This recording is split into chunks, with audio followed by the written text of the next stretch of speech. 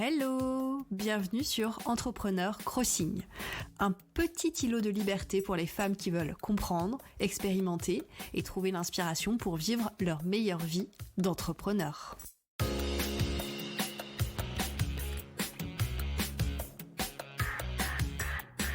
Je suis Caroline Imbert et une fois par semaine, nous explorons les différentes pratiques, théories et questions qui vont t'aider à développer sereinement un business qui te ressemble. Et pour la dose d'inspiration, j'invite une fois par mois une entrepreneur à partager ses propres trucs et astuces. Allez, c'est parti pour l'épisode du jour. Hello! Je te retrouve cette semaine avec grand plaisir et avec un épisode un petit peu spécial parce que j'ai décidé cette semaine de mettre en avant un épisode qui a été déjà diffusé il y a quelques mois et qui contient un maximum de réflexions, d'anecdotes et de recommandations qui vont te faire réfléchir, toi, l'entrepreneuse qui m'écoute aujourd'hui. Et cet épisode, c'est l'interview de Mélanie Carrière, qui est une entrepreneuse spécialiste des communautés et plus particulièrement de l'outil Discord. J'apprécie beaucoup Mélanie et surtout, j'ai envie de partager avec toi aujourd'hui sa vision de l'entrepreneuriat, ses outils d'organisation. Et je trouve que cet épisode est trop peu écouté par rapport aux autres, donc c'est pour ça que je me permets de le remettre en avant pour te donner une chance de le découvrir aujourd'hui. Alors, si j'aborde en bref ce qu'on s'est dit lors de cette discussion, on a abordé l'importance de s'écouter dans son organisation en général et de ne pas suivre à tout prix des modèles largement diffusés sur les réseaux sociaux. On a abordé aussi le sentiment de liberté que Mélanie a ressenti lorsqu'elle a commencé à ne plus se comparer aux autres et comment elle a fait pour commencer à ne plus se comparer aux autres justement. On a aussi abordé la réflexion qu'elle a amorcée sur son identité suite à une question posée par sa professeure de yoga. On a parlé de pourquoi elle essaye d'être plus bienveillante envers la Mélanie du futur, et bien sûr, des conseils lecture, des conseils compte Instagram à suivre, et je te laisse maintenant avec l'épisode. Bonjour Mélanie. Bonjour Caroline. Alors déjà, je voudrais te remercier d'avoir accepté de faire cette toute première interview dans mon podcast. Avec grand plaisir. Je suis hyper honorée que tu m'as invitée pour inaugurer ces interviews. Bah écoute, moi aussi je suis super contente que t'aies accepté. Et en fait, je vais juste commencer par te présenter de mon point de vue et puis ensuite je te demanderai de te présenter. Ok. Pourquoi je t'ai choisi pour cette première interview? Bah parce que ce qu'il faut savoir, c'est que Mélanie et moi, on se connaît depuis quelques mois, je pense depuis un peu plus de 6 mois. Et on est ce qu'on appelle partenaire de responsabilité. C'est-à-dire que tous les lundis matins, on se retrouve, on discute de nos objectifs, de notre entreprise, et on se fixe des objectifs pour la semaine, et on s'aide à tenir ces objectifs et comment dire, à rester dans le bon état d'esprit pour avancer sereinement, mais sûrement. Donc là, on est lundi matin, on vient de faire notre petit rendez-vous et puis on continue avec l'interview. Du coup, Mélanie, je vais te demander, est-ce que tu peux te présenter, s'il te plaît? Je peux faire ça. Du coup, je suis freelance en community building, c'est-à-dire que j'accompagne des entrepreneurs et entrepreneuses qui veulent créer une communauté privée pour leurs projets. Par communauté privée, j'entends vraiment un groupe, un cercle fermé. Donc, on pense souvent au groupe Facebook, mais il y a aussi plein d'autres plateformes comme Discord, Slack, Circle, ce genre de choses pour créer des communautés. Et je fais ça depuis environ 2 ans, parce qu'avant, j'ai eu à peu près 1 milliard de projets différents. J'ai surtout bossé dans la communication et la rédaction web. J'ai eu aussi des projets autour de l'écologie. Enfin bref, j'ai fait plein d'expérimentations différentes avant de trouver vraiment ce pourquoi j'étais faite. Donc je suis très contente aujourd'hui de pouvoir exercer ce métier qui est pas très connu, mais qui est très, très chouette parce que ça touche à l'humain et aux relations. Donc c'est vraiment dans l'idée de chouchouter les personnes avec qui on travaille. Ouais, alors du coup, je rajoute que on parlera de ton parcours un tout petit peu plus tard dans l'interview. Donc, si vous êtes intéressé par le parcours de Mélanie, restez en ligne.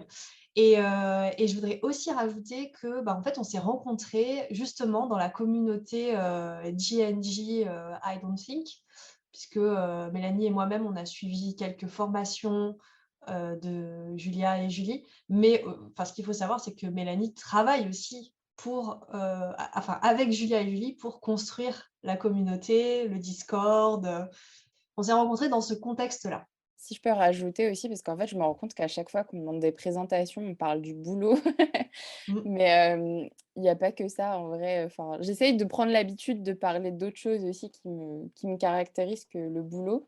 Si je devais me présenter un peu plus, enfin sans en faire 3 tonnes, mais sur le côté perso, il faut savoir que je suis une grande fan de jeux vidéo, d'animés, de mangas et qu'en ce moment, je suis redevenue vraiment une ado de 15 ans, à fond dans ces trucs-là et en fait, je dis ça parce que je trouve que c'est hyper important aussi de trouver un équilibre entre le pro, le perso et comme je te disais, on se présente souvent, via le prisme de notre activité, même s'il y a d'autres choses qui nous définissent donc voilà, je pose ça là, comme ça pour plus tard aussi. Ça ça expliquera certains choix. Ouais, tout à fait. Bah, de toute façon, c'est pas, comment dire? C'est pas un hasard si, on a bien accroché parce que, moi aussi je suis à fond, dans tout ce qui est, jeux vidéo, culture geek, donc c'est vrai qu'on en parle régulièrement. Et heu C'est et vrai. et tu as tout à fait raison sur le fait que quand on demande aux gens de se présenter, généralement ils vont parler de leur boulot en premier, mais qu'en fait on est quand même bien plus que notre boulot et heureusement, puisque c'est aussi, tout ce qu'on a à Mmh. côté qui nous nourrit, au final, dans notre boulot. Donc merci, d'avoir précisé ça. Et du coup, ça nous fait une super transition avec la question numéro 2, qui est le petit jeu du portrait chinois. Donc j'ai fait parvenir à Mélanie toute une liste, d'items qu'elle pouvait choisir, pour, bah, faire son portrait chinois. Donc je lui ai demandé d'en choisir 5. Donc elle va nous dire, bah, alors du coup, je ne sais même pas, quels items elle a choisi donc Mélanie, C'est la dis-nous, surprise. dis-nous.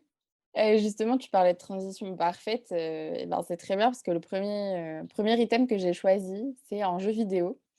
Du Classique. coup, voilà, si j'étais, un jeu vidéo, je serais, Tomb Raider parce que, alors c'est très nostalgique. En fait, quand j'étais, petite, on avait une PS1 à la maison et en fait, j'ai vu mes parents, mes frères et sœurs, qui étaient du coup un peu plus âgés et aussi, leurs amis en fait, jouaient à ce jeu pendant que moi je les regardais ou alors que je cherchais les soluces pour eux, sur l'ordi et en fait, moi-même j'y ai un petit peu joué mais franchement j'ai plus été spectatrice de d'autres enfin voilà, d'autres personnes qui y jouaient et en fait, ça me rappelle vraiment quand j'étais petite et ce côté où on était tous, en train de chercher les solutions aux énigmes.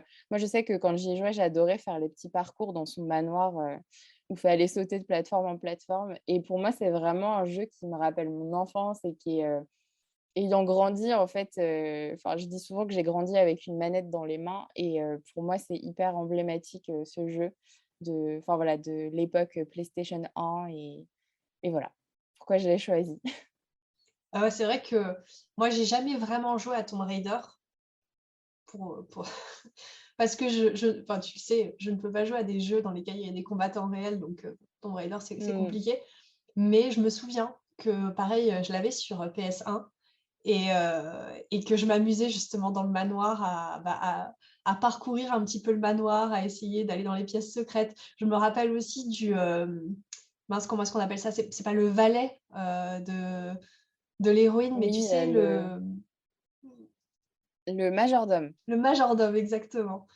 Je me rappelle qu'on pouvait le coincer dans une pièce, on dans devait la chambre froide, ouais. Je pense que qui n'a pas joué, à Tomb Raider, sans enfermer, le petit je sais plus comment il s'appelait, Alfred ou quelque chose comme ça? je sais pas, Le majordome en tout cas, Alfred, c'est le Batman. Alors, je majordome sais pas de s'il s'appelle, ah oui, s'il c'est s'appelle vrai. Alfred aussi, sur Tomb Raider, mais Lara Croft, voilà, Mais je me c'est que rappelais plus de c'est le nom par défaut qu'on donne, au majordome. Alors, un Mais grand ouais, ouais, pardon à tous les Alfred du monde. c'est sans arrière-pensée. OK, d'accord. Donc du coup, ouais, un jeu vidéo Tomb Raider, côté nostalgie, Mmh. très cool. Je te laisse continuer avec le prochain item de ton portrait chinois.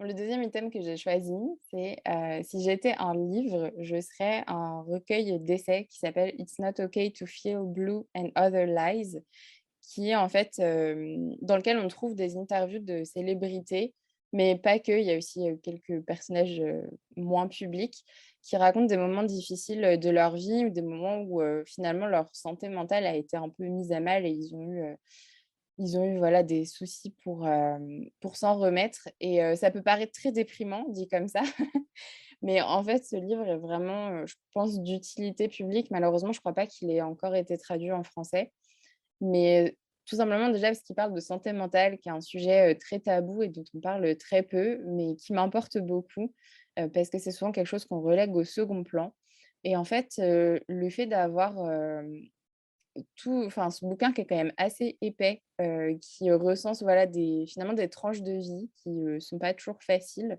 Ça permet aussi de se rendre compte que, bah, même si on n'en parle pas beaucoup, il y a beaucoup de personnes qui vivent plein de choses différentes qui sont pas toujours, faciles, à gérer et que bien évidemment, généralement, il y a quand même, un point positif à la fin où les personnes, racontent, enfin, qu'est-ce qu'elles ont mis en place ou comment elles ont réussi à s'en sortir. Donc, c'est pour ça que c'est pas juste déprimant, mais c'est surtout, un livre qui permet de mettre en avant, ce sujet et de dire, «C'est OK, en fait, on n'a pas besoin de se cacher quand ça va pas» et plein de personnes, même les personnes les plus célèbres, on n'imaginerait pas, elles ont tout ce qu'elles veulent sur le papier, mais ça n'empêche que, elles vivent aussi des choses pas faciles et j'ai trouvé ça très cool de pouvoir mettre en lumière, cette question de la santé mentale et de comment en prendre soin.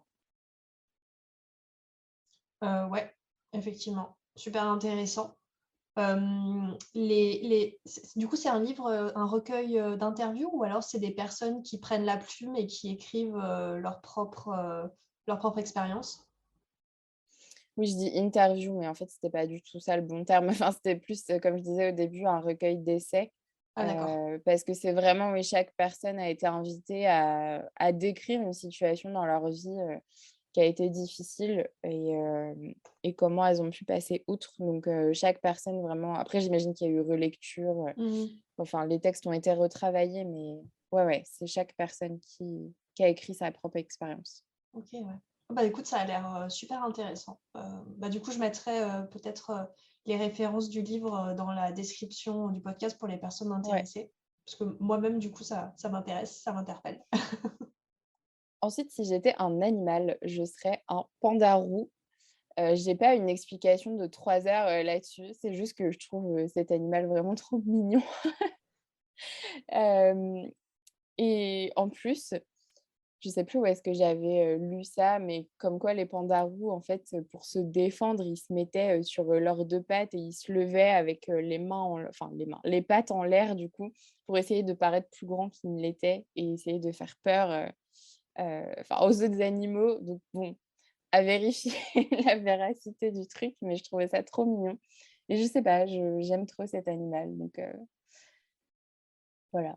Depuis longtemps, du coup, tu l'aimes? Bah, pas tant que ça, enfin, pas tant que ça, je pense que ça fait quelques années. Après, j'ai pas de souvenir précis de à partir OK. de quel moment je me suis dit: «Waouh, le pandarou, c'est vraiment trop cool». Mais ouais, ça fait quelques années, je sais pas, je suis assez fascinée par, cet animal. En plus, il y a un Disney Pixar, qui était sorti, il y a pas très longtemps, qui s'appelle, Alerte rouge, je Ouais, c'est ce que crois, j'allais te demander. dans lequel, il y a des pandarous et trop chou aussi donc après je suis un peu mitigée sur le film, mais mais les pandarous étaient mignons. OK. Donc le côté, mignon, fluffy Mmh. et ce côté, défense, se faire plus grand qu'on est pour se défendre. Ouais, c'est ça. OK, super. Est-ce qu'on peut en tirer une analyse, psychologique? Je ne sais pas, mais c'est Je ne sais pas intéressant non comme plus. concept. On laissera les auditrices, se faire leur propre interprétation. En plus, Exactement. vous ne voyez pas Mélanie, mais elle a actuellement un sweat orange, voilà, pour aller avec, avec le panda roux. C'est pour rester dans le thème, c'était tout prévu. Mmh mh. Ensuite, si j'étais un des 5 sens, je serais la vue parce que, je me considère comme quelqu'un de très, visuel dans le sens où, j'arrive mieux à retenir les choses quand je peux les voir. Je te donne un exemple, tout bête, quand j'étais à l'école, quand j'étais étudiante, je faisais tout le temps des fiches de révision avec, des couleurs partout parce Mmh. qu'après quand j'étais en contrôle, en examen, je revisualisais cette fiche et finalement ces éléments de couleur et la manière dont j'avais agencé les informations qui me permettaient de m'en souvenir et de pouvoir le restituer, en fait. Et globalement, j'ai aussi toujours, été très sensible à tout ce qui est art visuel, on va dire. Par exemple, je suis beaucoup d'illustrateurs, et de dessinateurs et dessinatrices, sur Instagram parce que des fois, je trouve qu'une image, ça peut transmettre vraiment beaucoup d'émotions et sans avoir rien d'autre à côté, en fait, en termes de couleurs, de lumière, des expressions d'éventuels personnages qui sont dessinés. Et je sais pas, ouais, j'ai une sensibilité particulière en tout cas pour ce côté-là. OK. Ah, c'est super intéressant. Moi, je me souviens que pareil, quand, j'apprenais mes cours, je devais les réécrire. Mais par contre, j'avais pas cette notion de couleurs, différentes. Moi, c'était vraiment l'action de réécrire mon cours qui me permettait de l'apprendre. Mais je trouve ça super intéressant d'avoir cette notion de bien tout mettre, enfin, avoir une espèce de vision, un peu créative de ton cours et c'est comme ça que tu retiens, ce que tu as écrit, en Mmh. fait. Et enfin, en gros, tu as une espèce de est-ce qu'on peut extrapoler en disant que tu as une espèce de mémoire peut-être un peu photographique ou pas du tout? Si, je pense un peu. Après, j'ai pas, enfin, qu'est-ce que tu entends exactement par mémoire photographique? Ben, alors normalement, la mémoire photographique, c'est, voilà, tu vois quelque chose et l'image s'imprime, dans ton cerveau et tu peux te rappeler des détails, de l'image que tu as vue. Mais là, du coup, à mon avis, c'est peut-être une variante où, toi, tu retiens, peut-être les différentes couleurs? Tu vois, si c'est Ouais, organisé, de manière colorée? ouais, en fait, quand je dis, je pense que mémoire photographique, c'est peut-être un peu trop précis dans le sens où, justement, je trouve pas forcément que, si je vois une image, je vais me rappeler de chaque détail. J'ai plutôt une vision globale. En fait, c'est pour ça que moi, je mettais des codes couleurs sur mes fiches parce qu'en fait, je sais pas, par exemple, les grands titres, c'était, en rose, les sous-titres, c'était en vert et en fait, limite, en fermant les yeux, je peux avoir cette espèce d'organigramme global où je me dis: «Ah oui, ça, cette info, je vais pouvoir aller la chercher dans, le sous-titre A de la partie 1». Mais parce que en fait, j'ai une espèce de prise de recul où je vois la globalité, du truc et je me dis: «Ah oui, c'était construit de telle manière, donc je sais que ça, c'est ça». Mais après sur le côté mémoire photographique, je suis pas trop sûre parce que justement, j'ai pas ce côté très, détaillé. C'est vraiment plus une vision d'ensemble. OK. Ouais, donc de ce que tu me dis, ce que j'analyse, c'est que on est plutôt sur un côté, bah, structuration, en fait.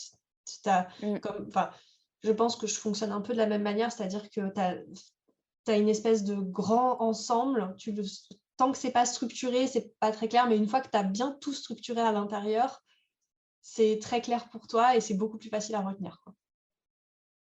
Ouais, c'est exactement ça. OK, très intéressant. Du coup, je vais clore, ce portrait chinois, à nouveau par un côté nostalgie, puisque, si j'étais une chanson, je serais «Une nuit de folie» de début de soirée. C'est une chanson, alors je sais même pas si c'est années 70, années 80, mais bon, chanson années disco, on va dire. Et en fait, je l'ai choisie parce que encore une fois, quand j'étais petite, chez mes parents, on avait installé une petite boule à facettes et on faisait des booms à la maison, mais juste entre nous, en fait.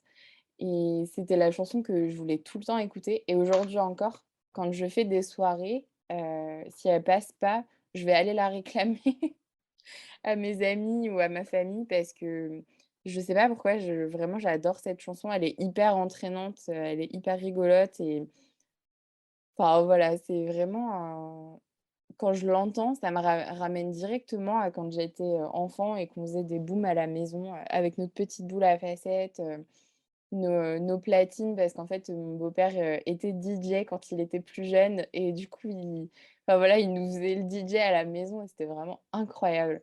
Ah ouais, Donc ceci explique cette cela, chanson, c'est je trouve ça génial ouais, le concept de boule à facettes déjà. oui, mais c'était vraiment incroyable. On avait ça dans notre salon, enfin voilà, on la mettait en plus, vraiment elle tournait et tout, c'était pas juste pour la déco donc on éteignait les lumières, on mettait la lumière là sur la boule à facettes, on poussait les canapés, mon beau-père il branchait, les platines, il sortait ses vinyles et puis c'était parti et vraiment c'est des trop bons souvenirs donc voilà, c'est ma chanson de choix. Génial. Je crois que ouais, je pense qu'on a tous besoin, d'une boule à facettes chez soi et d'une platine, en fait.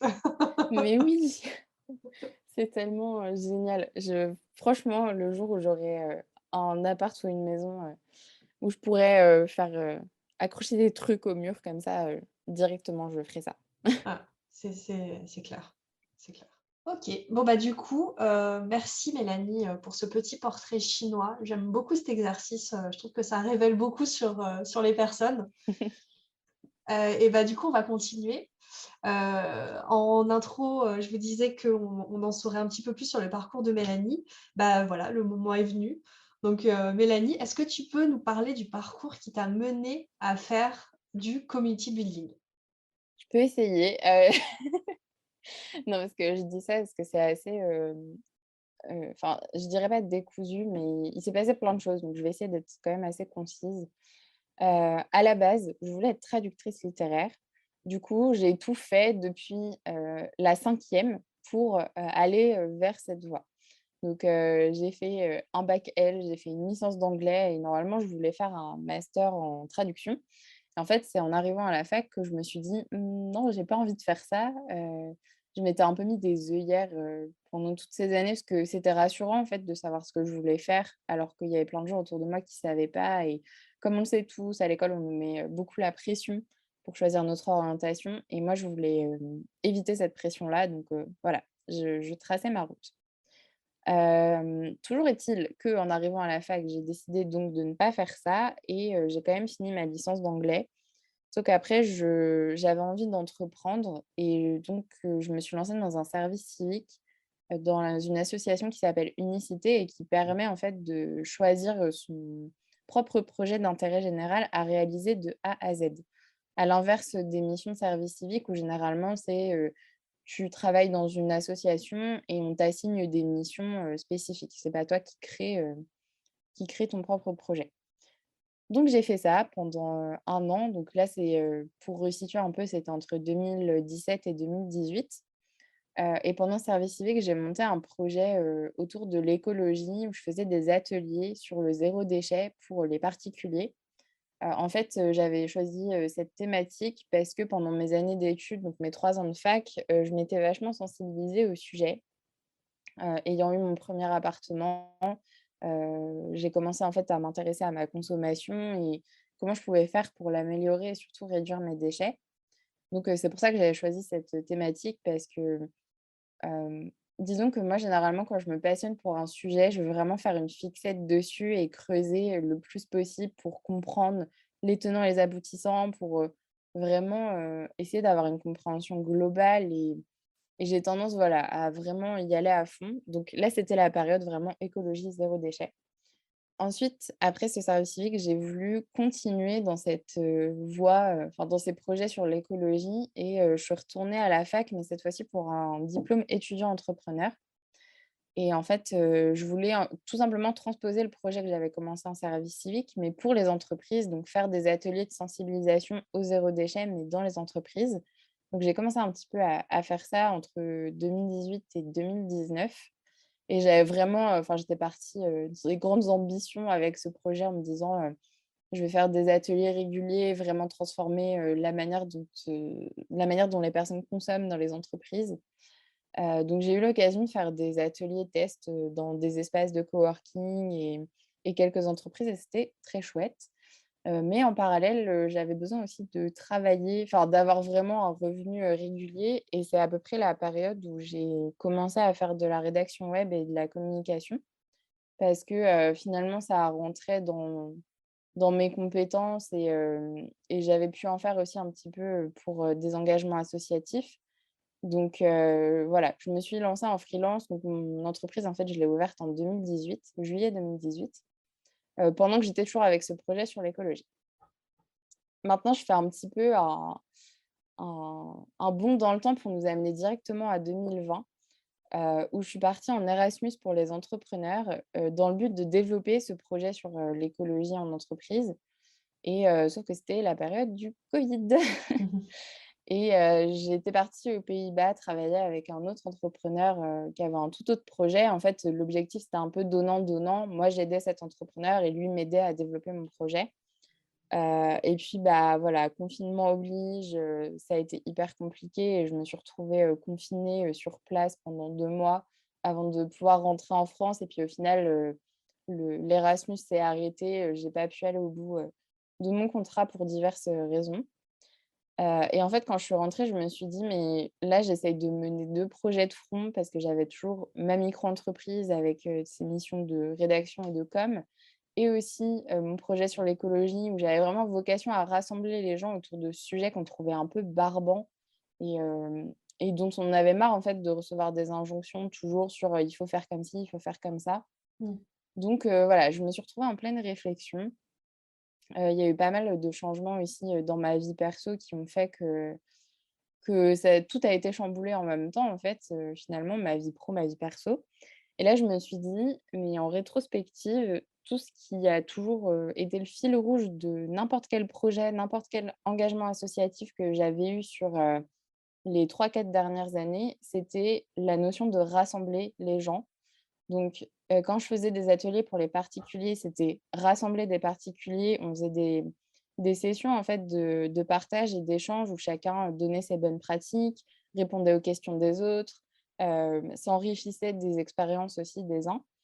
Et en fait, c'était pareil sur le projet, pour les entreprises et c'était vraiment cette notion fil rouge de rassembler et de créer du lien entre les gens et de leur permettre d'apprendre les uns des autres. Et en fait, ça a un peu été le moment de révélation, tu sais, où tu te dis: «Ah mais ça y est, j'ai trouvé le truc, qui me fait vraiment vibrer» et c'est pour ça qu'en 2020, j'ai pris la décision de d'arrêter le projet sur l'écologie parce que je voyais déjà que ça ramait un petit peu, d'arrêter aussi, bon, idéalement, mes missions, de communication et de rédaction web et de me concentrer uniquement sur la création et la gestion de communautés privées. Et ça a vraiment été une période de transition et aujourd'hui, je suis quasi exclusivement sur des missions, autour de la création et gestion de communauté. Voilà! OK.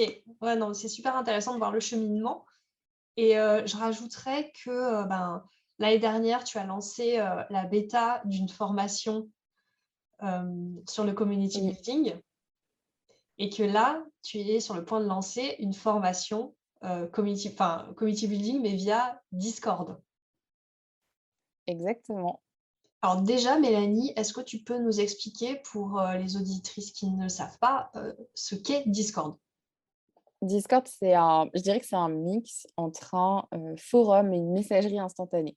En fait, c'est une plateforme qui permet de créer, des serveurs, donc des communautés finalement et c'est organisé de manière à ce que, il y ait différents salons dans lesquels on peut discuter enfin voilà, de plein de sujets. On a des salons écrits et des salons vocaux et en termes, vraiment de fonctionnement, je dis messagerie instantanée parce que c'est vraiment, enfin voilà, on s'envoie des messages, bah, de manière instantanée dans, ces salons et le côté forum parce que en fait, la structure ressemble beaucoup, je trouve, à un forum dans le sens où, les forums qu'on utilisait il y a quelques années, enfin, qui existent toujours d'ailleurs, mais c'est un peu moins populaire, il y a le côté, organisation en catégories, sous-catégories avec, des forums à l'intérieur. Bah, Discord, c'est un peu pareil. Il y a des catégories, il y a des salons dedans, il y a des messages dans les salons et ça permet, voilà, de structurer des communautés, professionnelles, mais aussi des communautés entre amis, pour, jouer, discuter de plein de sujets différents. Donc, il y a plein d'utilisations possibles et c'est un outil qui est très, polyvalent, qui avait une réputation très gaming parce que c'était beaucoup utilisé, dans cet univers-là avant, mais qui cherche à s'ouvrir, aux communautés au sens large pour pouvoir répondre aux besoins de tout le monde. OK. Bah, merci pour, cette explication détaillée, de l'outil. J'espère que ça va donner envie, aux gens de s'y intéresser parce qu'effectivement, c'est un super outil communautaire et c'est vrai que, ben, moi, je fais partie de pas mal de serveurs Discord, donc que ce soit, pour, Pareil. l'entrepreneuriat, pour le jeu vidéo, pour, le jeu de rôle, même pour, mes clients. On a mis en place des serveurs Discord pour discuter entre nous, de sujets, professionnels. C'est vrai que c'est très versatile, en fait, comme utilisation Mmh. et c'est ultra pratique. Du coup, cette formation Discord, elle m'est venue parce que j'ai commencé à beaucoup utiliser cet outil. Ce qui est assez rigolo, c'est qu'il y a 2 ans de ça, je l'utilisais par défaut un peu parce qu'en fait, j'avais, enfin une entreprise avec laquelle je travaille qui était dessus, mais j'étais pas spécialement fan en fait parce que je trouvais pas l'outil hyper intuitif. Pourtant j'adore bidouiller, mais vraiment ça me parlait pas plus que ça. Et après je me suis mise à jouer davantage en ligne, donc forcément c'est un outil qui est beaucoup utilisé aussi, dans ce type de situation. Et bref, j'ai découvert en fait toutes les possibilités qu'il y avait avec, Discord, en termes de gestion de communauté, de gestion de rôle, enfin voilà, le côté très structurel aussi. Moi, comme on l'a vu tout à l'heure, j'aime bien le côté très, organisation, structure et cetera dans tout ce que je fais et bah, là, en fait, ça réunissait un peu ces critères-là. Donc j'ai commencé à beaucoup plus l'utiliser et aussi à gérer, une communauté, sur Discord, qui est la communauté de Notion en français que, j'ai co-créée, il y a quelques années, bah, il y a 2 ans de ça. Et en fait, vraiment je suis tombée amoureuse de l'outil après, des débuts un petit peu réticents et j'ai rencontré pas mal de personnes qui voulaient créer des communautés sur Discord ou même qui voulaient comprendre le fonctionnement parce que ça n'en reste pas moins que l'outil est pas super intuitif quand tu le connais pas du tout et que tu es pas habitué de ces plateformes-là. Donc j'avais vraiment envie de créer une formation qui reparte des bases, de comprendre l'interface, comprendre les différents blocs en fait qui composent Discord et qui composent un serveur Discord et les différentes interactions que tu peux retrouver à l'intérieur pour que les personnes en fait puissent vraiment dans la formation créer de A à Z leur propre serveur Discord. Et moi-même en fait, j'ai pris un exemple fictif pour permettre d'accompagner les gens, et d'avoir quelque chose de tangible à quoi se raccrocher en me disant: «Ah oui, bon, moi, dans ma communauté, je pourrais, utiliser Discord de telle et de telle manière», pour que ça réponde à mes objectifs et à ma façon, en fait, d'organiser ma communauté. Donc c'est un peu tout l'enjeu de cette formation et la raison pour laquelle, j'ai eu envie de la créer. OK. Bah, du coup, je vous mets aussi pareil, hein, les liens pour accéder à toutes les informations concernant la formation de Mélanie, en description de ce podcast.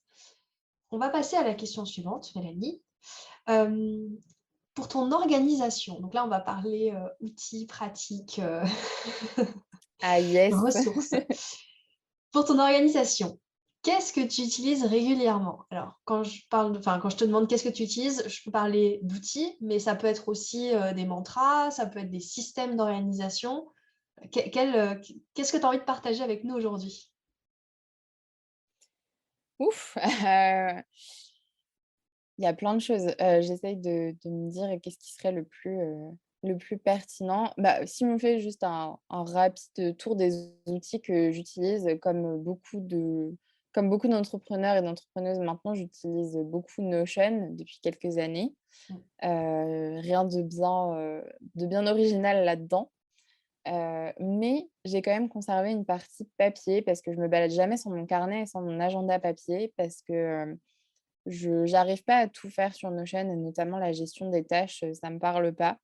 Donc là, c'est le premier message aussi que j'ai envie de faire passer, c'est que malgré le fait qu'on parle souvent d'outils en ligne et du fait qu'il faille au maximum, numériser, son organisation et utiliser, voilà, les outils à leur plein potentiel, moi je dis que faut faire selon, la manière dont on fonctionne et selon, ce qui nous correspond le mieux. J'ai essayé de tout faire sur Notion, ça me parlait pas. Du coup, je suis repartie à mon mix, Notion papier et ça me va très bien comme ça. Donc en termes d'outils d'organisation, c'est vraiment avec, ces outils que je fonctionne, tout le temps et j'ai pas forcément besoin de plus. Ça me permet d'organiser toutes mes ressources et puis, de suivre mes tâches sur, mon petit agenda avec ma to do list et je coche quand c'est fini et point. En termes de principes d'organisation que j'utilise pas mal au quotidien, c'est en fait de me faire des to do list, à la semaine.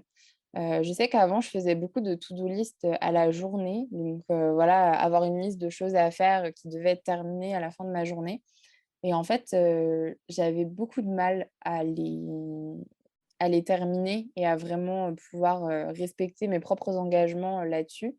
Parce que tout simplement, je me mettais trop de choses dans une seule journée et ça faisait que, sur le papier, en fait, à la fin de la semaine, j'avais beaucoup moins de choses parce que, je mettais tout vraiment en début de semaine. J'étais hyper optimiste sur ma capacité, en fait, à abattre autant de travail et ça ne marchait pas. Donc un jour, j'ai décidé que j'allais changer un peu de méthode et maintenant je fais plutôt des to-do list à la semaine par projet. Donc je sais dans une semaine ce que j'ai à faire, au global sur mon propre business, mais aussi sur mes missions clients et en fait après je me mets des blocs de temps sur Google Agenda. Idéalement en fait, c'est, par exemple, je vais me dire: «Bah, cette matinée-là, je vais plutôt la consacrer sur tel projet et cet après-midi sur tel projet». Mais après, je me laisse la liberté, en fait, de bouger les blocs. Je sais, en fait, quelles sont les choses qui sont prioritaires. Si j'ai besoin de m'en souvenir, je me mets une petite étoile à côté de ma to do list pour me dire: «Ça, il faut que je commence par ça cette semaine» ou «Il faut que je commence par ça aujourd'hui». Mais globalement, en fait, ça me permet d'être beaucoup plus efficace parce que je me laisse la liberté, en fait, de bouger les blocs si finalement j'ai pas envie de bosser sur, un projet en particulier et surtout, je me rends compte que depuis que je fais ça, bah, ma to do list, à la fin de la semaine, j'arrive à la terminer, avec une marge d'erreur parfois de un ou 2 items, mais c'est beaucoup plus efficace que quand je me mettais la pression, que je finissais pas et que du coup, ça enclenche un cercle vicieux où après je me dis: «Ah mais j'y arrive pas», donc le lendemain matin, je procrastine et puis, bah, forcément, je prends encore plus de retard et ça me mettait dans des situations où, je m'imposais du stress à moi-même, où je travaillais après, le week-end alors qu'en fait, tout était, gérable dans la semaine. Donc ça, c'est vraiment le truc, qui fonctionne trop, trop bien chez moi et que je me suis autorisée à faire parce qu'en fait, au début, je suivais beaucoup, les systèmes d'organisation de tout le monde que je voyais, sur Instagram, enfin sur n'importe quel réseau et j'essayais de copier des systèmes mais qui marchaient pas avec moi et maintenant j'essaye de beaucoup plus m'écouter. Donc voilà, ouais, ce système de tout doux à la semaine et bloc de temps sur l'agenda, bah, je dirais pas que c'est le système parfait, parce que peut-être que ça convient pas, enfin voilà, aux auditrices qui nous écoutent, mais en tout cas, moi, c'est le système qui fonctionne pour moi. Mmh.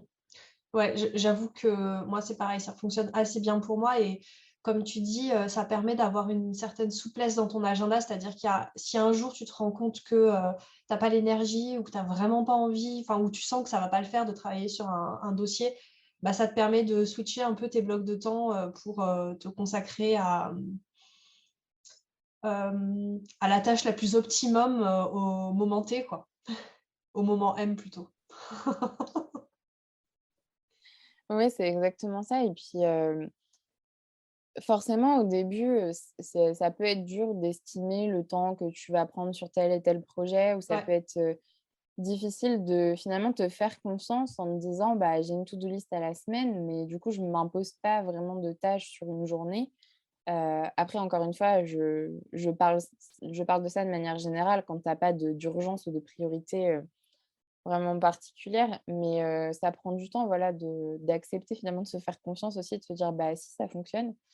Mais c'est vraiment, pour moi, ça a été très salvateur et ça m'aide à beaucoup moins procrastiner, qu'avant. Ouais, parce que ce que tu disais donc, c'est qu'avant, tu essayais d'appliquer, bah, des méthodes que tu trouvais, certainement chez d'autres entrepreneurs, sur Insta, sur d'autres sites web ou enfin bref, ailleurs et que, bah, ça fonctionnait pas forcément sur toi et que depuis que tu t'écoutes, ça va mieux en termes, de gestion du temps, d'énergie, de productivité, C'est ça et c'est toujours un travail, en cours, on va dire. Mais c'est vrai que j'ai fait beaucoup de progrès là-dessus et puis, comme je te parlais tout à l'heure de Notion où, au début, je voulais absolument tout faire dessus parce que, bah, c'est un peu l'injonction qui prime sur les réseaux et sur internet de manière générale. Des personnes qui utilisent Notion, elles utilisent Notion, pour tout et il faudrait faire pareil parce que c'est vraiment le truc à faire, mais je me suis rendu compte que moi, ça me correspondait pas et en fait, tu te libères d'un poids déjà quand tu essayes de moins te comparer à ce que font les autres et de plus recentrer l'énergie sur toi et de te dire: «Mais peu importe que les autres, bossent 12 heures par jour, ou utilisent exclusivement un outil ou utilisent ce système d'organisation.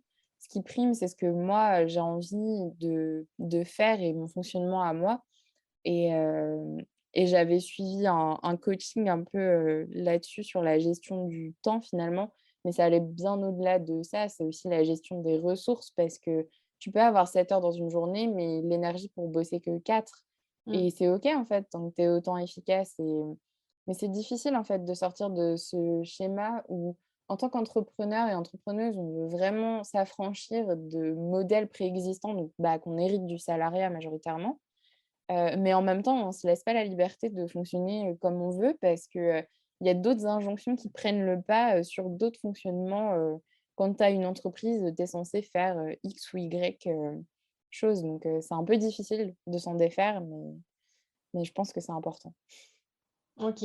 Bah, du coup, en fait, ça va super bien, ça répond un petit peu à la question suivante qui est, en termes de mindset et d'état d'esprit, qu'est-ce que tu utilises régulièrement justement pour, bah, garder la motivation et garder un état d'esprit positif?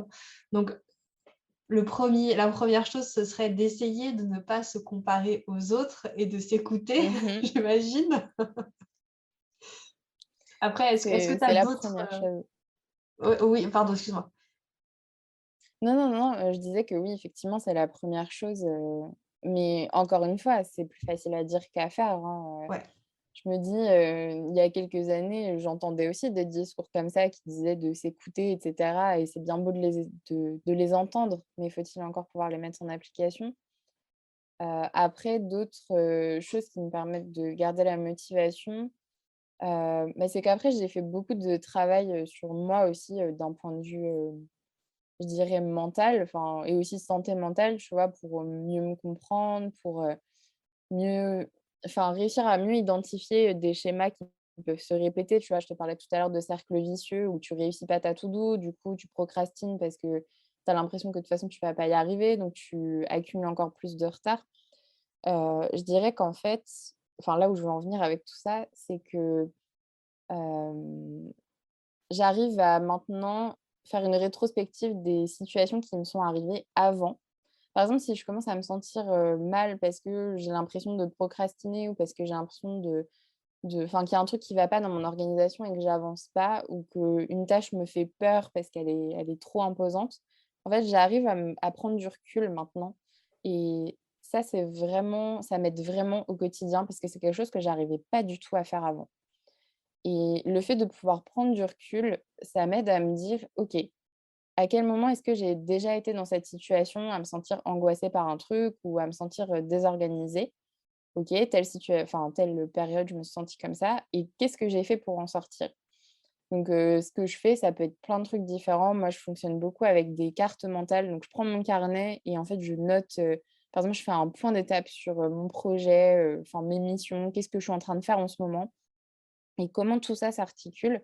Je parlais au début du podcast d'avoir, ce côté très visuel. En fait, le fait d'écrire comme ça une carte mentale sur mon carnet, ça me permet directement d'avoir en visu, tous les différents projets qui gravitent autour de mon business et comment j'articule tout ça. Enfin, je dis business, mais des fois aussi, je pose vraiment tout pro, perso, tout ce Mmh. qui me vient en tête.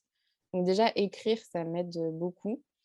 Et d'autres méthodes que j'utilise, par exemple, quand je me sens pas, assez focalisée sur mes tâches, c'est de me lancer des timers, tu sais, en mode méthode Pomodoro, Mmh. en me disant: «Là, à 25 minutes, je fais le max que je peux». Il y a pas de réfléchir 3 heures «Est-ce que je devrais mieux commencer par cette tâche ou est-ce que ça va être difficile?» C'est non, je la prends, je commence, 25 minutes, je vais au max que je peux. Et après je vois ce qu'il en ressort et généralement, bah, ça me lance dans la machine et voilà. Non, mais c'est su ouais, alors ici, on adore les cartes mentales. Moi, c'est l'outil que j'utilise en plus de Notion. J'utilise aussi le papier, mais c'est vrai que quand je dois structurer un espace Notion ou refaire une organisation, je passe toujours par la case carte mentale, ça Ouais, m'aide beaucoup. Et ouais, là, ouais, la méthode Pomodoro, effectivement, c'est exactement ce que tu dis, c'est-à-dire que c'est une méthode que je conseille pas forcément d'utiliser tout le temps, mais c'est vrai que quand on a des soucis de motivation et qu'on procrastine, ça aide trop de se dire, bon, bah, allez, 25 minutes, je fais le max, et ça permet de relancer un peu la machine. C'est très, très chouette mm. comme conseil. Et je voulais te poser une autre question, du coup, revenir un petit peu à ce côté, quand tu me disais que donc c'était important de ne pas se comparer aux autres et que c'était facile à dire. Est-ce que toi, tu as mis en place des petits trucs pratiques bah, pour justement essayer de ne pas te comparer aux autres? Ah, la question à 1 million. J'essaye, là aussi. Il y a plusieurs petites choses, qui m'aident à moins me comparer. C'est que, déjà, j'ai fait un tri sur les réseaux sociaux, tout bêtement. Mmh. Parce qu'avant, je suivais beaucoup de comptes business au final et je respecte, hein, ce qui est fait et il y a des personnes vraiment, incroyables sur Insta, enfin, il y a pas de souci là-dessus. Mais c'est vrai qu'au bout d'un moment, c'était plus anxiogène qu'autre chose parce qu'à force de voir des posts avec des mantras, avec comment faire, 10 000 € de chiffre d'affaires par mois et cetera. Quand toi, tu y es pas, tu te dis: «Mais qu'est-ce que je fais de travers?» Enfin voilà, donc déjà, c'est finalement de couper le truc à la source, plutôt que d'essayer de mettre en place des méthodes pour juste, soigner des symptômes, superficiels. C'est vraiment essayer de partir de la base, donc tri sur les comptes que je suis, les newsletters que je lis. Ça, c'est une première chose Mmh.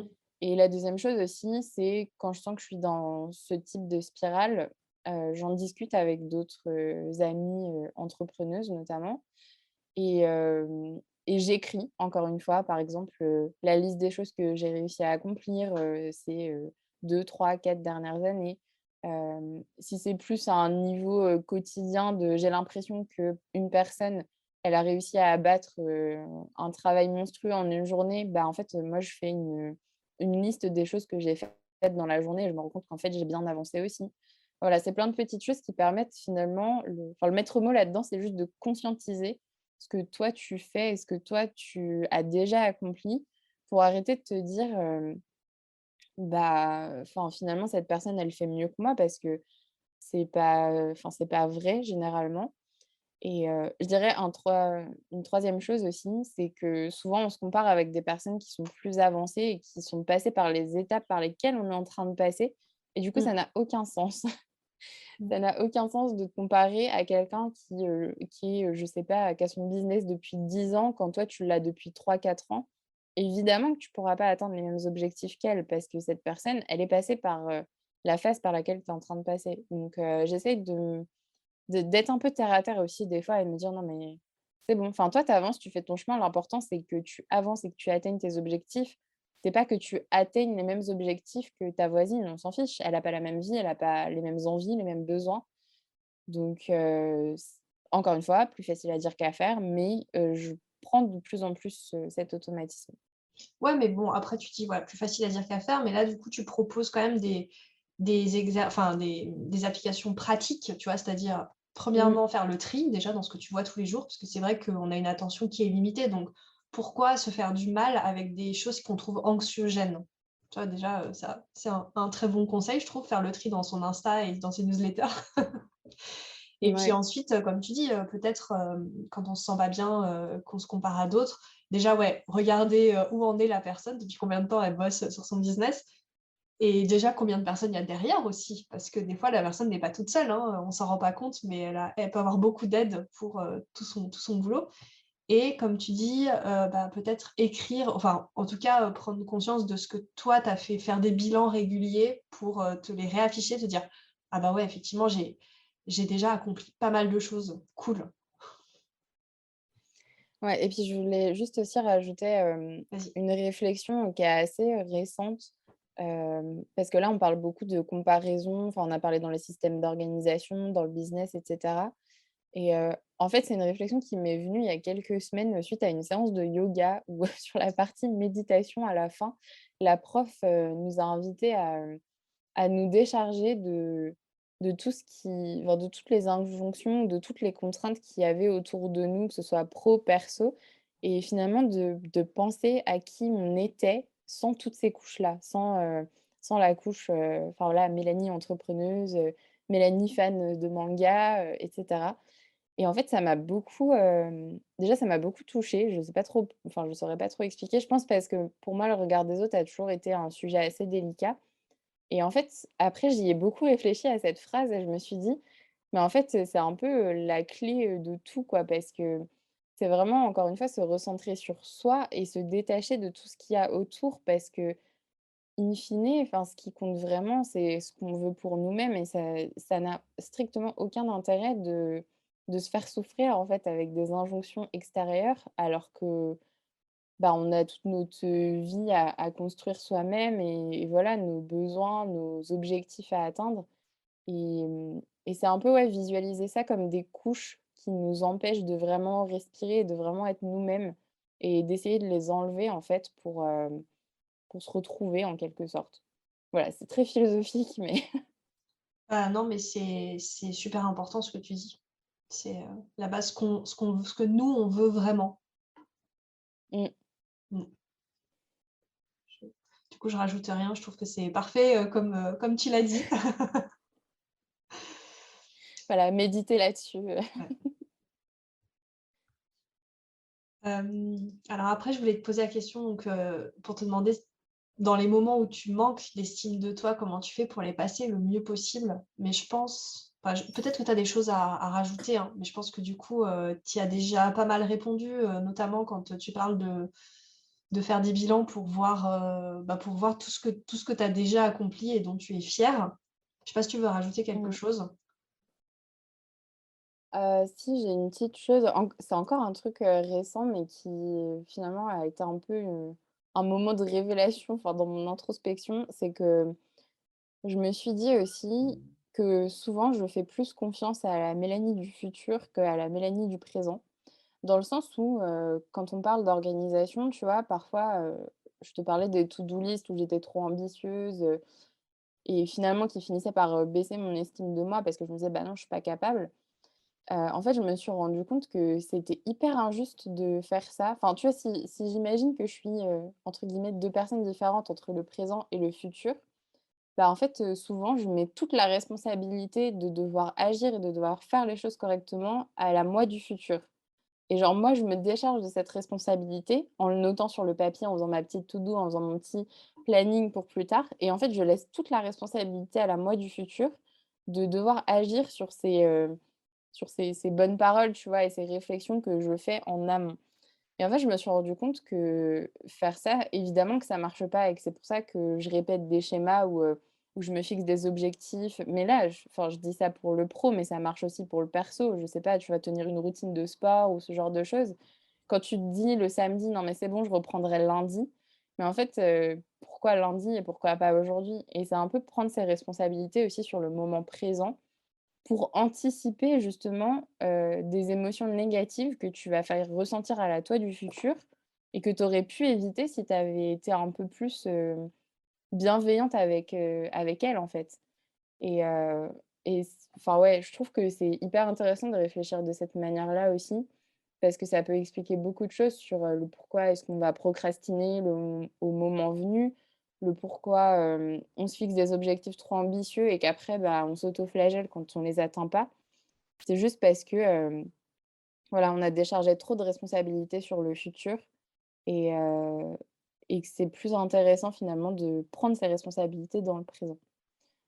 Voilà. On tourne Mmh. vraiment, à l'introspection là. Ah non, mais j'avais jamais réfléchi à ça comme ça. Mais j'aime beaucoup cette image de, moi du futur et de je ouais, comment tu te décharges sur ta moi du futur. Non, mais ouais, je trouve ça très sage comme manière d'aborder les choses. J'aime beaucoup. Bah, j'espère que ça parlera, à tes auditrices également. Ouais.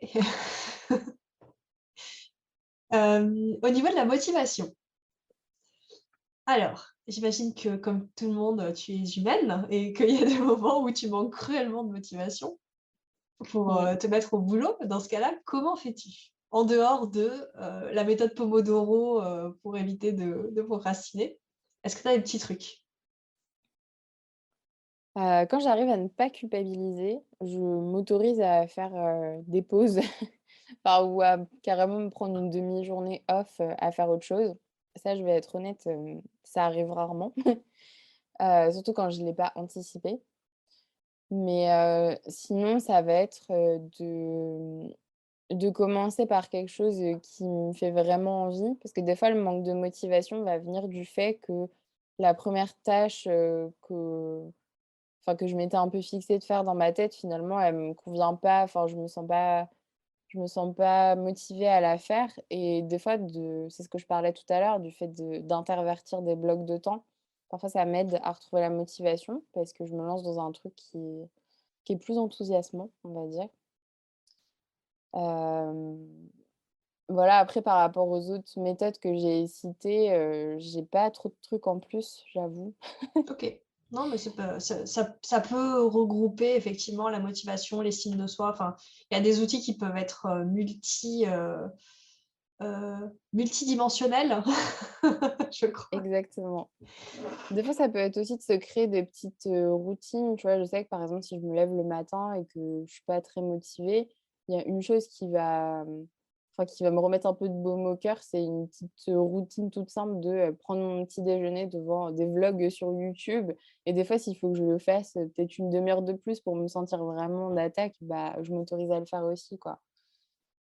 C'est, c'est Mmh. trouver en fait ces petits moments aussi qui nous apportent de la joie et qui sont un peu en dehors du boulot et de pas toujours être dans cette, mécanique de: «Je suis pas motivée, il faut que je trouve un truc lié à l'organisation ou au boulot pour me remotiver». C'est aussi, bah, ce qu'on parlait des pauses, tu vois? Et des petites routines comme ça. Mmh. Donc du coup, tu toi-même, tu as des petites routines quotidiennes ou pas? J'en ai certaines, bah, celle de prendre mon petit déj devant YouTube ou devant un stream sur Twitch, je le fais beaucoup. OK. Hem, Après, j'ai pas plus de routine que ça. Bah, pareil, c'est un truc que j'ai beaucoup essayé de mettre en place et qui souvent m'a pas spécialement convenu parce que je me sens vite, trop oppressée quand je dois faire tout le temps la même chose et j'essaie plus de m'écouter, en fait. Donc j'ai pas forcément de routine à partager, enfin voilà, de miracle morning, de session de yoga le matin ou je sais pas trop. C'est plus au fil, de mes besoins et envies. OK. Non, mais c'est inté je pose la question parce que c'est vrai qu'il y a beaucoup, bah, justement dans le milieu entrepreneurial, on voit beaucoup passer, ces injonctions aux routines. Mmh, Moi, je me suis rendu compte que j'aime bien avoir une petite routine matinale, mais qu'elle change, régulièrement. Si ouais. je fonctionne par cycle. Donc il y a des cycles où, bah, je vais faire 15 minutes de yoga et puis voilà. Et puis mon petit déj et cetera. Enfin, c'est vrai que l'invariant, c'est le petit déjeuner de toute façon. Mais voilà, il y a des moments où j'ai pas du tout envie de faire de yoga ou de méditation et c'est cool et puis je vais au contraire, enfin, je vais, me prendre un petit thé matcha ou, arroser mes plantes et puis regarder mes plantes 5 minutes. Ça dépend vraiment, des envies. Donc voilà, c'est pour ça que je pose la question, de la routine. Mais donc du coup, toi, tu pas forcément routine à part le petit déj devant YouTube ou Twitch? Oui, voilà, c'est quelque chose que après, est-ce qu'on peut appeler ça une routine? Enfin oui, par la répétition, mais tu vois, si demain ça me saoule et que j'ai pas envie de faire ça, je fais autre chose. Mmh. Je sais que là, il y a pas très longtemps, j'ai eu Animal Crossing et quand j'ai le temps le matin, j'essaye de passer, 20-30 minutes dessus aussi avant de travailler si je me lève pas trop tard. Enfin, tu vois, ça fait aussi partie de ma petite routine, mais ouais, en fait, je me remettais encore plus de pression à vouloir me créer des routines en me disant: «Je me lève et il faut que je fasse ça», donc maintenant ma routine, elle se crée d'elle-même, par rapport à ce que j'ai envie à l'instant T. OK. Je vais te poser une question sur tes petits plaisirs. Bon, même si, à mon avis, tu as déjà distillé, quelques petites, réponses, dans l'interview. Mais qu'est-ce que tu adores faire pour te détendre ou lorsque tu sens que tu as un coup de stress ou bah, un défaut de motivation? C'est quoi tes petits plaisirs, coupables ou pas? Ceci dit, il y a pas de plaisir coupable ici. Manger. OK. Des fois, Des fois, franchement, c'est la meilleure solution. Quand, je suis face à un mur, que j'arrive pas à avancer, genre aller me préparer un petit goûter ou, voilà, un petit truc qui me fait envie, une petite, enfin même une grande tasse de thé, ça peut être, salvateur. Après, dans mes petits plaisirs en ce moment avec les beaux jours, c'est de me caler sur mon balcon et de lire un livre ou d'écrire un peu dans un carnet. Heu, j'ai un peu enfin, on a un peu aménagé avec des petits coussins sur, des palettes et tout et en fait, je trouve hyper cosy maintenant donc j'aime trop aller m'installer sur mon balcon et après sinon, bah, dans les petits plaisirs, enfin même les grands plaisirs, c'est aussi beaucoup jouer aux jeux vidéo. Mmh. Je passe beaucoup de temps, surtout en ce moment, dessus parce que ça me permet vraiment de m'évader et de penser à autre chose et hem et ouais, c'est vraiment le truc que j'aime faire. En ce moment, je suis assez à fond là-dessus. Très bien. S'il y avait un conseil que tu aimerais donner à la toi qui débute dans l'entrepreneuriat, qu'est-ce que ce serait?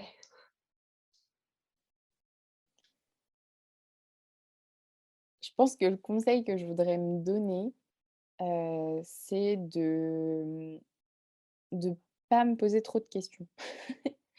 Parce que je suis quelqu'un qui surréfléchit un peu tout et je pense qu'à certains moments, j'aurais pu avancer plus vite si je m'étais posé moins de questions et ça va avec finalement le fait de se comparer parce que en se comparant à d'autres personnes, je me posais des questions sur, est-ce que moi je suis la bonne direction et cetera. Donc je pense que ce serait, ouais, vraiment le conseil, principal. Parce qu'au final, si je devais refaire mon parcours, je referais les mêmes choix parce que la manière dont il a été construit, même s'il y a eu plein de choses différentes, ça m'a apporté autant en compétences qu'en confiance en moi, et en ouverture d'esprit aussi sur plein de sujets. Donc ce serait ouais, pose-toi pas trop de questions et vas-y, fonce. OK, ouais, donc peut-être, si on essaie de reformuler ça de manière positive, ce serait, ben, passe à l'action, quoi, en fait. Ouais, et suis ton instinct. Mmh. Ouais, ouais. C'est vrai qu'on a tendance à mettre pas mal en sourdine son instinct et en Mmh. rétrospective, on se rend compte que si on l'avait suivi, généralement, il se trompait pas beaucoup sur les situations et les personnes. Ouais, mais sur le moment, on a tendance à pas Ouais, trop, faire confiance, donc ouais. complètement. OK, super. Hem, alors, je voulais te poser la question de s'il y a une question à laquelle tu aimerais que nos auditrices puissent réfléchir aujourd'hui, quelle serait-elle? Je ne sais pas si tu as quelque chose à proposer, mais c'est vrai que pendant notre discussion, j'ai beaucoup aimé, ton image comme ça de moi du futur et du fait de lui donner beaucoup trop de responsabilités. Donc peut-être que ça pourrait être, justement bah, de penser quand on a des to-do list ou des choses à faire plus tard, être peut-être plus bienveillant avec son moi du futur. Alors je sais pas si tu avais autre chose en tête ou si tu veux rajouter quelque chose? Parce que du coup, je fais des Non, non, questions-réponses là. non, non, je trouve que c'est une bonne question à se poser et après voilà, il faut que cette espèce de dissociation aussi, ça puisse, parler, aux personnes qui nous écoutent. Mais c'est vrai que enfin, moi personnellement, là, c'est en train de m'aider de réfléchir comme ça parce que je me dis que c'est une bonne question de se dire finalement, c'est un peu comme si on déléguait à quelqu'un, tu vois? Dans le monde, du freelancing, on parle beaucoup de apprendre à déléguer, quand on peut déléguer certaines missions à d'autres personnes et cetera. Ouais, Bah, finalement, quand on planifie ses semaines, ses mois, ses objectifs, bah, on délègue, leur exécution à notre moi, du futur et réfléchir en termes de, bah, si c'était une autre personne qui travaillait avec moi et à qui je déléguais tout ça, est-ce que ça serait vraiment réaliste? Est-ce que, à cause de ce que je lui délègue et de la charge que je lui délègue, est-ce qu'elle se sentirait pas mal? Est-ce qu'elle se sentirait pas stressée? Est-ce qu'elle se sentirait pas assez capable justement parce qu'il y aurait trop de choses à faire par rapport à son énergie ou par rapport au temps dont elle dispose? Et c'est un peu finalement le conseil de, pense à comment tu parlerais, à ta meilleure amie quand tu te parles à toi-même, en exactement. revisité version business un peu. Mmh. Mais donc voilà, il y a rien de de révolutionnaire là-dedans, mais je trouve que c'est intéressant comme approche parce que bah, ça permet d'être plus réaliste dans les objectifs qu'on se fixe. Parce qu'on se considère vraiment comme, une personne qui travaille avec nous, en fait, et avec qui il faut être bienveillant et qui doit mettre en place des process aussi. Donc peut-être que, si, on délègue, enfin, on repousse des choses à plus tard, bah, peut-être que la nous du présent peut mettre en place des process qui faciliteront l'exécution de ces tâches pour, la nous du futur. Mmh. Carrément. C'est vrai que là, du coup, quand on parlais, je pensais totalement à ce conseil-là de, Mmh. parle-toi comme, tu parlerais à ta meilleure amie. Oui, c'est ça, au final. Alors, on arrive, à la fin de l'interview, donc je vais te poser, une dernière question, Mélanie. S'il y avait 2 outils ou ressources que tu adores et que tu peux conseiller aux entrepreneuses, lesquels seraient-ce? Oh, je sais pas si la question est quels seraient ces outils ou ces ressources? C'est dur de choisir, ça peut être des comptes aussi sur les réseaux, Ouais, ou tout à plutôt, fait. OK, ça marche. Hem, Mais il y a un compte sur Instagram que j'aimerais bien recommander. Je te parlais de coaching en gestion, du temps tout à l'heure, et je l'ai fait avec, Lisa, du compte lisa.timelab. J'imagine que tu mettras les liens aussi, Oui. dans la description et en fait, du coup, je la considère comme ressource dans le sens où c'est une personne qui va vraiment à l'encontre des injonctions autour de l'organisation et de la gestion du temps, en entreprise et je pense que c'est enfin voilà, si c'est des sujets, qui te parlent ou si c'est des sujets qui parlent à tes auditrices, ça peut être hyper intéressant d'aller suivre ce qu'elle fait. Elle a des articles, enfin voilà, son compte sur les réseaux, des vidéos aussi où elle parle, bah, de concepts comme la procrastination, ce genre de choses et c'est très déculpabilisant donc je la conseille vraiment. OK. Et après en autre ressource, il y a un livre que j'ai beaucoup aimé sur, les habitudes et sur, enfin comment finalement, atteindre ses objectifs, en mettant en place des systèmes plutôt qu'en se fixant des gros objectifs et c'est le livre Atomic Habits, Mmh. je crois il est traduit en français, mais j'ai plus le titre en français. Oui, en fait, je suis en Donc train de le lire. ah bah voilà, bah, je sais pas ce que tu en penses, mais moi en tout cas, il faudrait que je le relise parce que j'avais beaucoup aimé. Surtout l'idée finalement globale dans ce livre, comme je disais, c'est la mise en place de systèmes et comment tu peux te reposer sur tes systèmes pour avancer et finalement être meilleur sur, l'objectif que tu cherches à atteindre un petit peu plus chaque jour et c'est hyper intéressant, et il y a un peu de côté de routine aussi donc voilà, après c'est adapté à son fonctionnement mais les concepts à l'intérieur sont très intéressants et ça s'applique à tous les domaines, vie pro, vie perso. Donc je le conseille vraiment, moi, c'est un peu un livre ressource. J'ai pris beaucoup de notes dessus dans Notion et j'y reviens assez souvent. D'accord.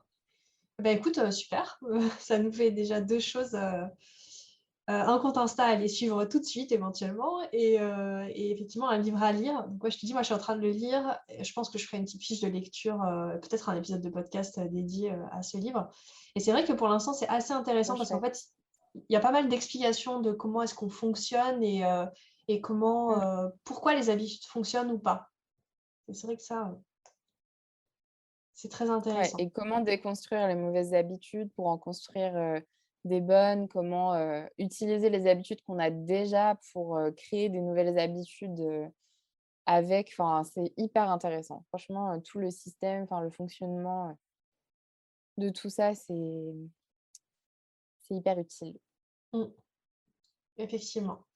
Et bah, du coup, merci beaucoup Mélanie, de nous avoir, abreuvés de, ton expérience, tes connaissances, tes conseils. C'était super intéressant.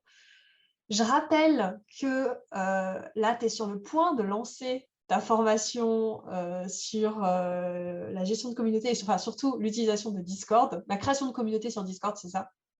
Oui, c'est ça. Donc, je vous mets tous les liens, dans la description si vous êtes intéressés pour, vous préinscrire ou vous inscrire, vous pouvez suivre les liens.